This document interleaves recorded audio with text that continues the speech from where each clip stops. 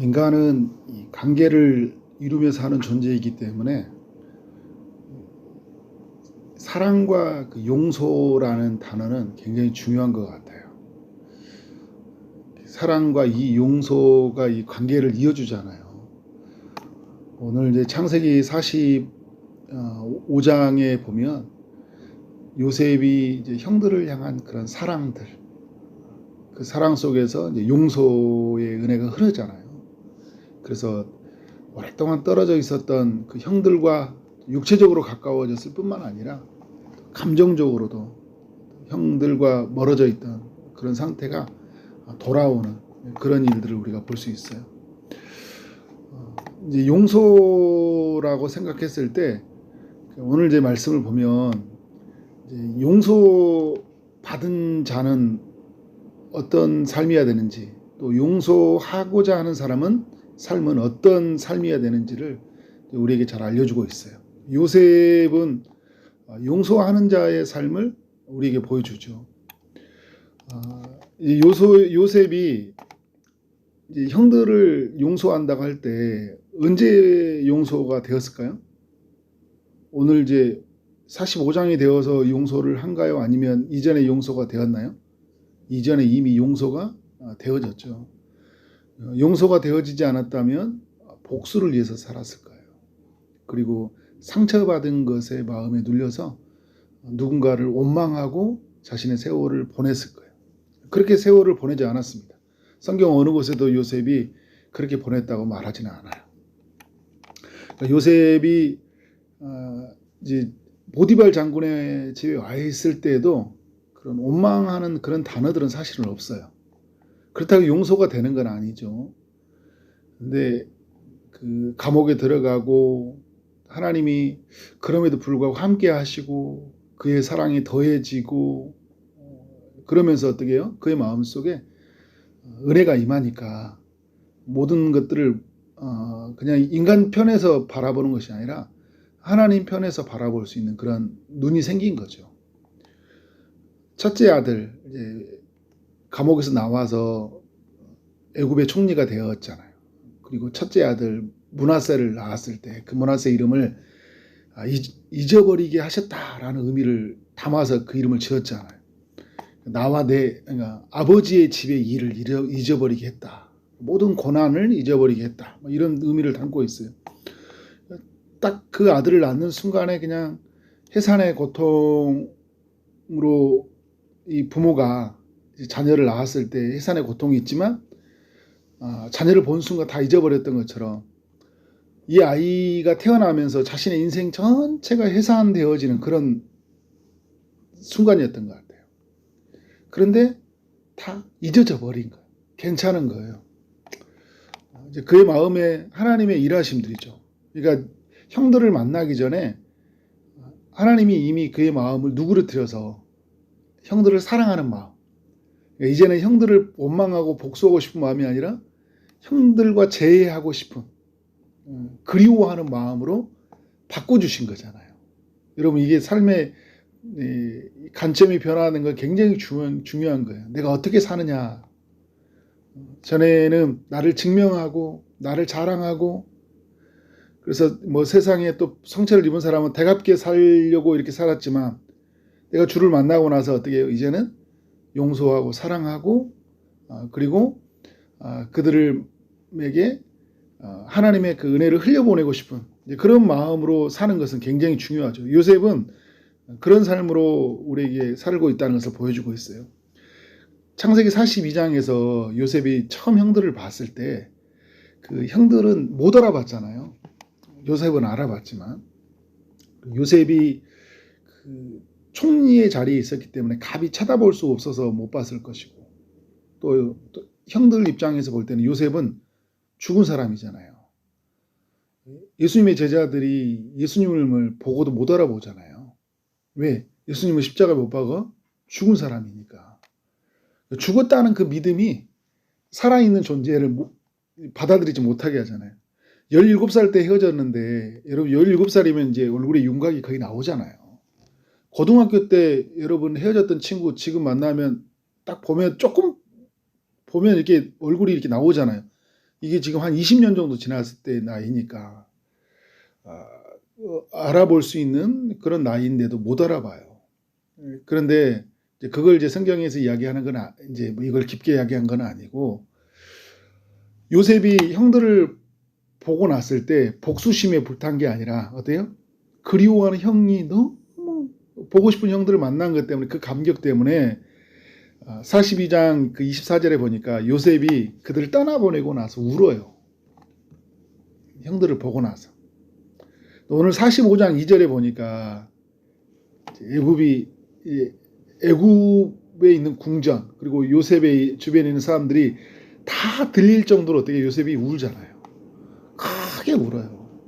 요셉의 마음에 형들을 향한 복수심보다는 형들을 향한 사랑, 형들을 보고 싶은 마음이 더 컸다라는 것을 우리가 알 수 있죠. 요셉이 이제 형들을 향해서 3절에 보니까 자신이 누구인지 이제 말하잖아요. 나는 요셉입니다. 아버지는 살아있습니까? 이렇게 물어보니까 형들이 어떻게 해요? 그 앞에서 놀라서 대답을 못해요. 말을 못해요, 계속. 왜? 죄를 너무 많이 지었기 때문에. 계속 말을 못해요. 나중에 이제 요셉을 안고 나서 그때야 말을 합니다. 4절에 보니까 요셉이 이제 그 형들을 향해 내게로 가까이 오라. 그러자 이제 그들이 가까이 가죠. 이르되 당신들이 아우 요셉이니 당신들이 애굽의 판자라, 이렇게 이야기를 하고 있어요. 이 말을 들었을 때 형들이 어떤 생각이 들었을까요? 반갑다라는 생각보다는 두려운 생각이 들 거 아니에요. 죄를 많이 진 사람은 두려운 거예요. 근데 여러분, 이게 이제 그 용서하는 자와 용서받은 자의 삶을 우리가 다 배워야 되는 게 뭐냐면, 요셉의 삶 속에 하나님이 함께 하시고 하나님의 사랑을 부어주고 그의 말씀이 그를 단련하면서 형들을 용서하는 마음이 생겨났잖아요. 그러니까 오늘 우리의 삶은 하나님 은혜가 부어져서 우리에게 상처를 주었던 사람들을 용서하는 이야기들이 남겨져야 돼요. 자꾸만 삐지고 서운하고 그 사람 보면 밉고 막 이런 이야기가 남겨지는 게 하나님의 사람들의 이야기가 아니잖아요. 하나님의 은혜가 부어졌으니까 용납하고 사랑하고 받아들이고 이해하고, 그죠? 이런 게 우리의 이야기들이 많이 남겨져야 되거든요. 멀리 떠나 있는 그 사람 향해서 나도 떠나가는 게 아니라 가까이 오소서, 그 사람을 향해 볼 때마다 막 눈물이 쏟아져 나오는 요셉과 같은 이런 이야기가 우리에게 필요한 거죠. 또 하나 필요한 게 뭘까요? 반대편에서 용서받은 자. 우리는 여러분 하나님 앞에서 우리가 어떻게 해요? 예수 그리스도로 말 용서받은 자잖아요. 그의 피로 말미암아 용서받은 자예요. 주님이 우리의 모든 값을 다 지불해 주셨어요. 주님이 오늘 우리로 하여금 어떻게 합니까? 찾아오실 때, 말씀하실 때 놀라지 말고, 내게 나의 구주이시고 나의 사랑이신 그분이 내게 찾아오신 것들을 기뻐하고 어떻게 해요? 그리고 가까이 오라갈 때 내가 가까이 나가는 거예요. 자꾸 예면하고 도망가고 피해 있는 우리의 삶이 아니라 더욱 가까이 나가야 되겠죠. 오늘 또 요셉의 편에서 5절에 보면 요셉이 이런 이야기를 해요. 당신들이 나를 이곳에 팔았다고 해서 근심하지 마소서. 가까이 나가지 못하는 그 형들을 향해 근심하지 말라고 요셉이 말을 해주고 있어요. 한탄하지도 마시고 하나님이 생명을 구원하시려고 나를 당신들보다 먼저 보내셨나이다, 이렇게 말을 해요. 요셉이 삶을 대하는 해석이 완전히 바뀐 거잖아요. 팔려간 거잖아요. 이거 누가 봐도 팔려간 거예요. 은 20에 17세의 나이에 완전히 자신의 삶이 전과 후가 다 바뀌어져 버렸잖아요. 근데 요셉은 뭐라고 하냐면 하나님이 나를 당신들보다 먼저 보내셨다, 이렇게 정리를 하는 거예요. 이건 여러분 그냥 좋게 해석하려고 한 게 아니라 이게 더 요셉에게는 크게 보였다라는 거예요. 자신이 애굽에서 총리가 되어져서 기근의 때에 자신의 형들이 찾아오는 걸 보면서 하나님이 나를 먼저 보내신 것이었구나. 그 전까지는 그냥 뭐 형들이 대한 미움이 사라졌는데 사라져 있었지 뭐 인생 전체가 해석되지는 않았거든요. 사랑이 부어지니까 용서했지만, 그런데 내가 이렇게 이 자리에서 총리가 되어졌던 이 모든 과정들을 보니까 이거는 하나님이 하신 일이구나라는 것을 이게 믿어진 거예요. 보여진 거예요. 형들에게 이런 이야기를 하는 거예요.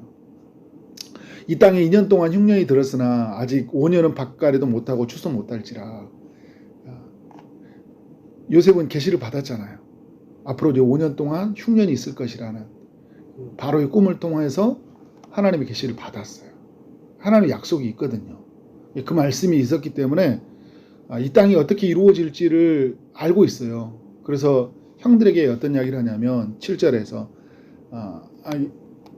하나님이 큰 구원으로 당신의 생명을 보존하고 당신들이 후손을 세상에 두시려고 나를 당신들보다 먼저 보내셨나니, 5절을 다시 한번 이야기를 해줄 때 이제 흉년이 계속 들을 텐데 당신들의 생명을 지켜주고 당신들의 자손들 다 지켜주기 위해서 나를 이곳에 먼저 보냈다. 그래서 나를 어떻게 8절에 보니까 나를 온 땅의 통치자 애굽의 총리로 세웠다라는 거예요.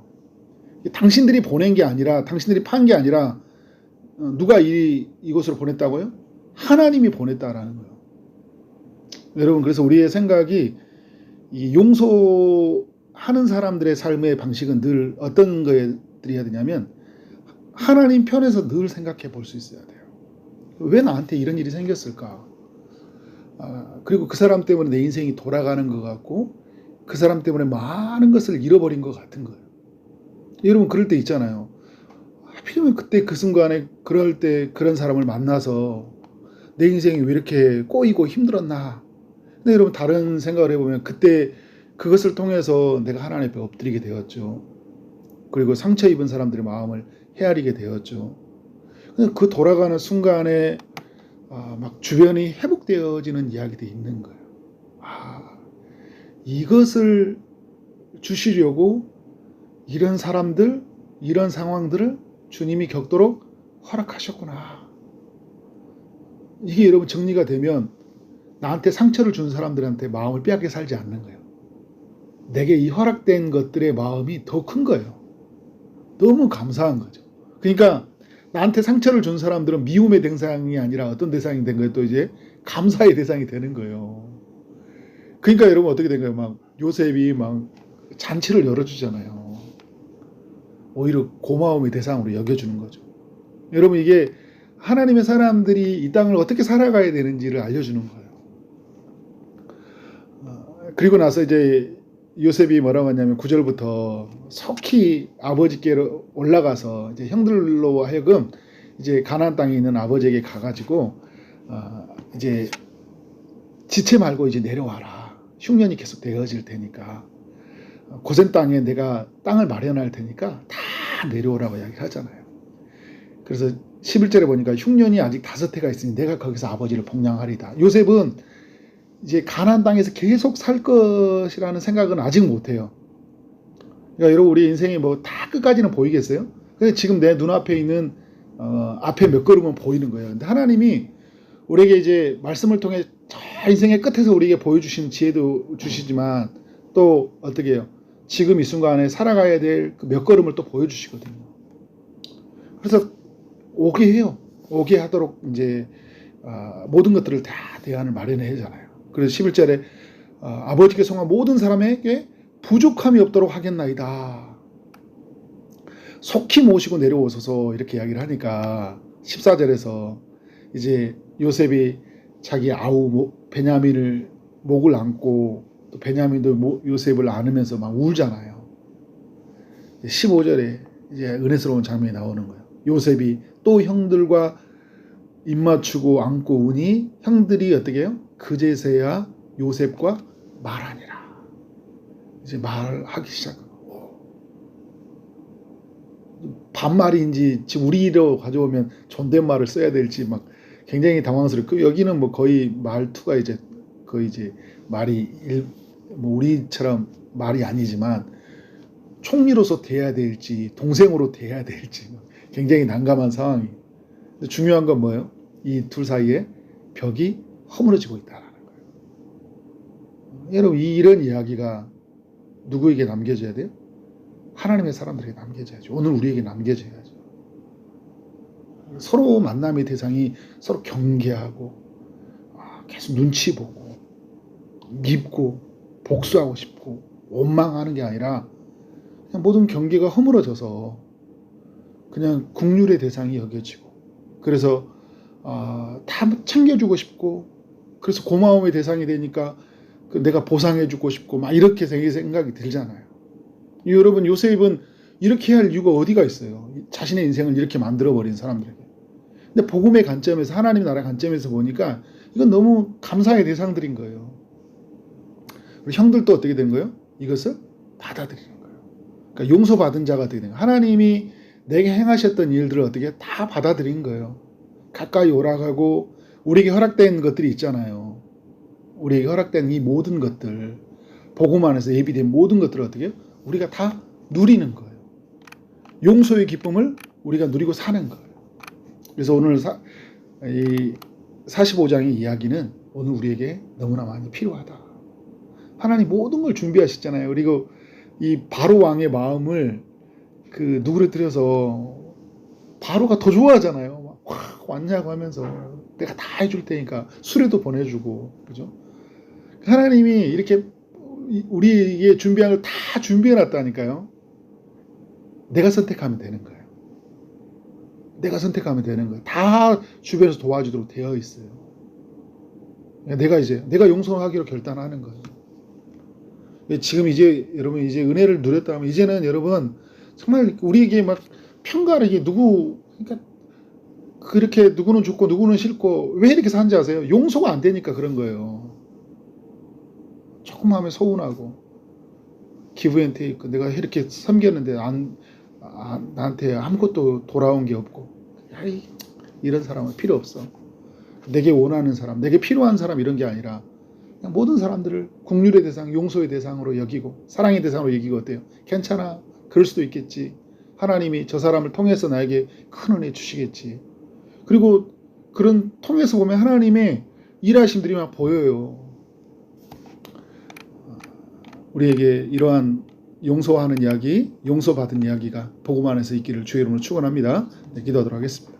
하나님 감사합니다. 창세기 45장을 통해 우리에게 하나님의 사랑이 임해서, 그 은혜가 임해서 용서하는 그 요셉의 이야기를 살펴보게 하시니 감사합니다. 또 용서받은 자의 삶이 어때야 되는지 형들의 이야기를 통해서 살펴보게 하시니 감사합니다. 45장의 이야기가 우리의 인생 가운데 들려지게 하여 주셔서 우리의 관계 속에 이루어지는 많은 사람들에게 하나님의 사랑이 온전히 흘러갈 수 있도록 인도하여 주옵소서. 주님의 복음 위에서 세워져 가기 위해서 주신 이 통로들을 하나님의 관점으로 바라볼 수 있는 그런 은혜를 우리 모두에게 허락하여 주옵소서. 오늘 또 여러 기도의 점을 가지고 기도하며 나가는 모든 심령에 주님이 찾아가셔서 일하셔되 하나님의 은혜가 임하되, 특별히 치유를 바라는 이들에게 하나님의 치유하심이 임하게 하여 주시고, 취업을 준비하고 결혼을 준비하고 임신을 준비하고 또 여러 기도의 점을 가지고 기도하는 모든 심령에 하나님의 응답하심이 역사하도록 인도하여 주옵소서. 오늘 우리의 삶에 크고도 놀라운 일을 행하실 하나님께 모든 영광을 올려드리며 예수 그리스도 이름으로 기도를 쌓옵나이다. 아멘.